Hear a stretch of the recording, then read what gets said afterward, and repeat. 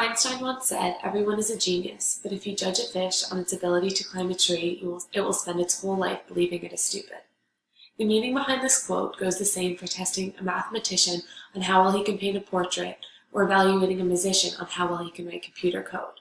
According to the University College London, 2 or 3 students in every classroom suffer from a learning disability.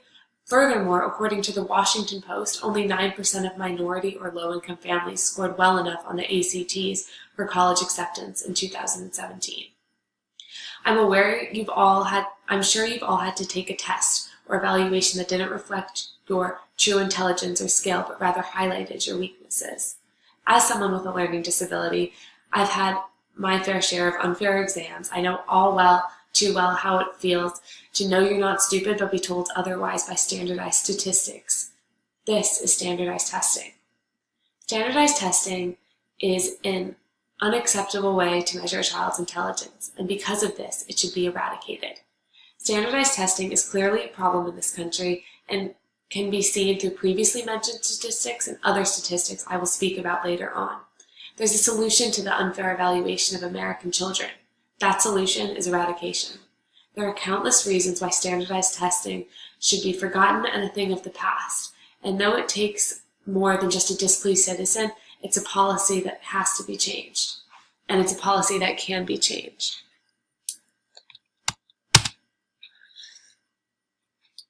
So, standardized testing does not truly test a child's intelligence or merit. There are many children with learning disabilities, like myself, who don't perform well and are adequately on standardized tests or other specific different types of testing situations, yet are still intelligent students. In the journal Science Daily, University College London states, those with SLDs, which is code for learning disability, will need specialized support tailored to the unique combination of disabilities. Since specialized learners or students with learning disabilities need a specific education plan tailored to the way they learn, it's unfair to be tested by a standard set for a student without. Furthermore, there are plenty of students out there without diagnosed learning disabilities that just happen to learn differently. No one learns the same. Come on, let's be real. Professor Butterworth, a professor of cognitive neuropsychology, states in Science Daily, each child has a unique cognitive and genetic profile. Because this is the case, it is unreasonable that every unique student is tested using the same evaluations and parameters. Basically, all students are different. For example, there are many children, part of low-income families or minorities, that score lower on standardized tests, yet all are still very bright children. In the article Standardized Testing, the Monster That Ate Education, Megan Erickson states, We know that socioeconomic status is positively correlated with academic achievement, measuring that the higher a student's socioeconomic status is, the more likely he or she is to do well in school. This correlation is taken from test statistics. If one were to actually sit down with a group of disadvantaged students that were deemed stupid based on standardized tests and really have an academic conversation with them about subject area they're good at and interested in, one would see that children who don't test well because of socioeconomic or racial factors are still bright children. But if these children just become a number in a statistic based off of standardized tests, then how will we ever know? So it's pretty clear that all students are not the same. Children growing up in low-income families are different from those with learning disabilities who are different still from an honors mathematician. But if all students and children learn and are different, then why are they all required to be tested in the same way on the same things? The only solution to this problem is to get rid of the standardized tests altogether and find a different method of evaluation. If standardized testing is abolished, a child's intelligence would no longer just be represented by an unfair numerical statistic.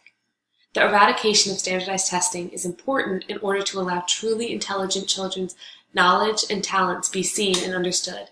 If a child has the ability to play the violin at an exceptional level and can read and play Tchaikovsky's overtures with ease, skill, and grace, but can't score above a 70% on a New York State Standardized Regents English exam, is that child stupid? Is that child less than?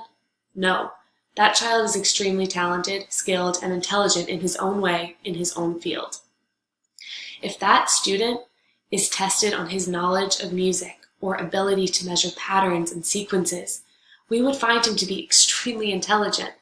It's all relative, and standardized testing makes us forget the many different perspectives that can be taken on learning and evaluation. There are already some test-optional schools, colleges, even some of high prestige. These colleges base admittance on other things such as interviews, essays, personal statements, extracurriculars, resumes. If this non-standardized testing process is working for these schools, it is possible to work for other schools as well. In an NPR article, Colleges That Ditch the SAT and ACT Can Enhance Diversity, written by Claudio Sanchez, this article studied the pool of accepted students at University of Washington, a newly test-optional school. What they found was that colleges that are test-optional enroll a higher percentage of minority and disadvantaged students. These statistics speak for themselves when discussing the benefits of ditching standardized exams such as the SATs and ACTs. Another finding in this article was that success in high school tends to correlate with success in college. So whatever students are doing in high school to be successful will most likely work for them in colleges. And as Forrest Maltzuno, University of Washington's chief academic advisor, said, tests don't get at that.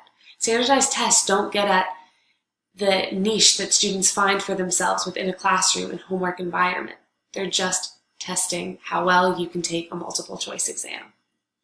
As you can see on the graph here in this presentation, it shows the percentage of minority students in schools when they required the SAT for admissions and the percentage of minority schools when they became test optional. They speak for themselves. The percentages rose. There's more minority students in schools because their acceptance isn't based just solely on their SAT scores. There are institutions that evaluate students in other ways than these unjust standardized exams. These unconventional evaluations seem to be working, which means standardized tests aren't necessary. Moreover, as I've been discussing, it's not helpful.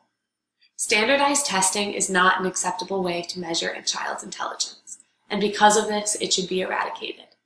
The raising scores mentality has led to ruining education. Teachers are teaching for test results, and students are studying how to take a multiple choice exam rather than content and learning real valuable knowledge. I will continue to reiterate the point that it is not fair for a dyslexic child to be compared to one of low-income family and to be evaluated by the same means. There are ways to evaluate our students, but those ways do not consist of standardized mass exams. No student is the same. There is no such thing as a standard student, as all students learn and understand life and school differently. Yet students are required to take a standardized exam. This doesn't make sense.